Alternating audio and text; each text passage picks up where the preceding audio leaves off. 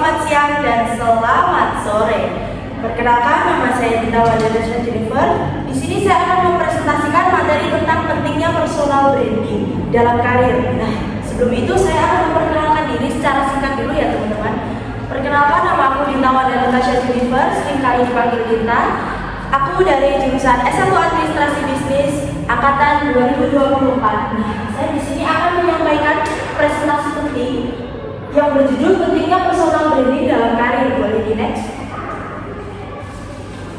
Nah, di sini saya akan menjelaskan apa itu personal branding. Sebenarnya personal branding itu apa sih? Nah, personal branding sendiri bagaimana cara kita ini dikenal oleh orang lain. Citra diri dibentuk dari cara kita bersikap, berkomunikasi, bekerja, hingga bagaimana kita menampilkan diri kita di media sosial, teman-teman. Nah, personal branding ini sangat membantu kita untuk menunjukkan karakter, kemampuan, kelebihan kita yang kita miliki, sehingga kita dapat terlihat berbeda nih dari diri kita dengan diri orang lain, seperti itu.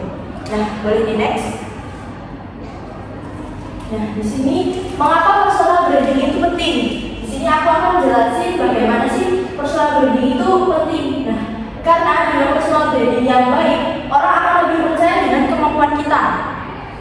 Personal branding juga membuka peluang mulai dari organisasi, membuka peluang untuk magang sampai dunia kerja. Nah, selain itu teman-teman, personal branding membangun reputasi panjang dan memperlihatkan bahwa kita ini adalah pribadi yang sangat aktif dan bertanggung jawab. Boleh di next.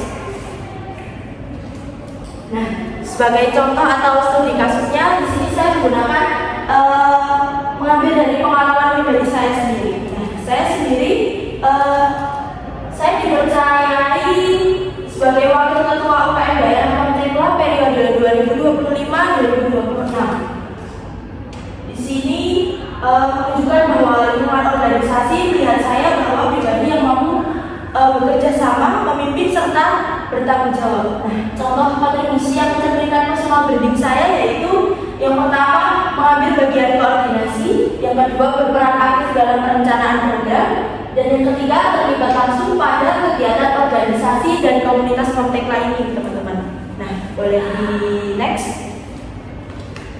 Oke, nah selanjutnya gimana sih cara membangun personal branding? Yang pertama, kenali kelebihan. Kita harus mencari tahu terlebih dahulu kayak kelebihan kita tuh sebenarnya apa sih, teman-teman? Kita tuh bisanya ngapain? Nah, seperti itu. Untuk yang kedua, tampilkan diri secara positif. Nah, menampilkan diri secara positif ini bisa di lingkungan sekolah, di lingkungan kampus, organisasi, atau yang paling penting zaman sekarang yaitu di media sosial. Kita harus menampilkan diri sendiri secara positif.